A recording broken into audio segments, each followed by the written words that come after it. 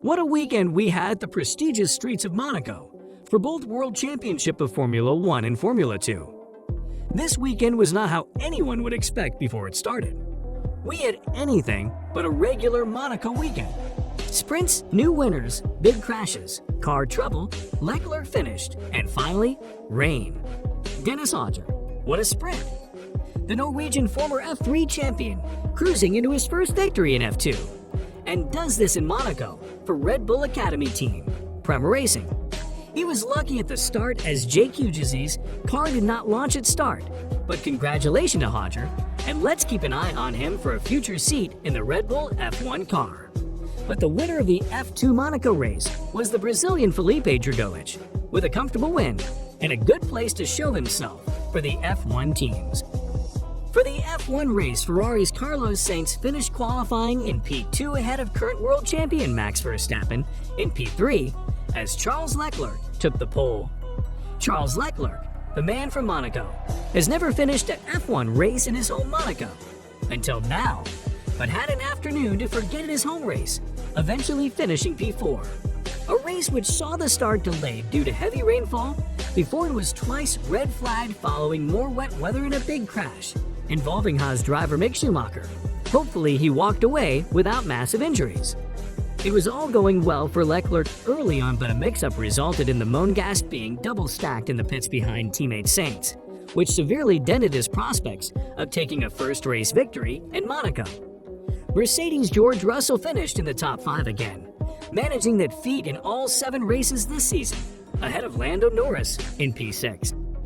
Fernando Alonso, Lewis Hamilton, Valtteri Bottas, and Sebastian Vettel rounded out the top 10 as Norris.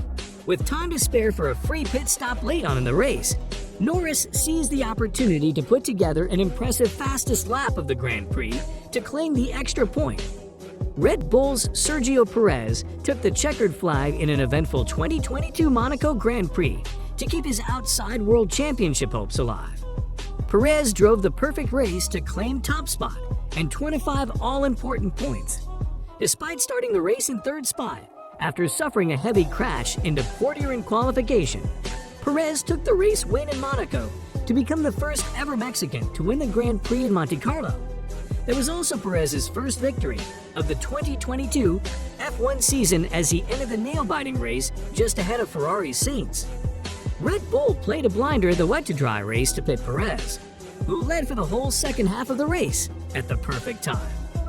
Even despite having to negotiate a second red flag after Schumacher hit the wall in the swimming pool section, the 32-year-old rose to the occasion to hold off the chasing pack on his worn medium tires. Ferrari's Leclerc must be wondering if his time will ever come to win his home race after a 4th-place finish on Sunday. A mix-up by his team left him frustratingly sat behind teammate Sainz in the pit lane after his engineer seemingly struggled to make his mind up on whether the Monaco-born driver should have come into the pits to switch his intermediate tires out for a set of slicks. The extra time taken not only saw him lose the overall lead of the race to Perez, but also fall all the way down to 4th spot behind championship rival Verstappen, a position he found himself stuck in for the rest of the afternoon.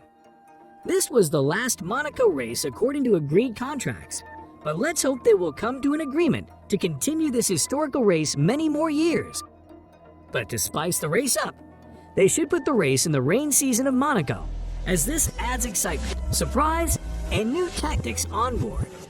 New winners in Monaco, with more action than expected. Now, we want to hear from you. Who do you think should have won the Monaco Grand Prix? Who do you want to win the Monaco Grand Prix in the future? Do you think they should change the track or use same as every other year? We look forward to reading you in the comments section below. If you made it to this point, thank you very much for watching. Don't forget to leave a like if you enjoyed the video and subscribe if you don't want to miss any of the upcoming ones. This being it for today.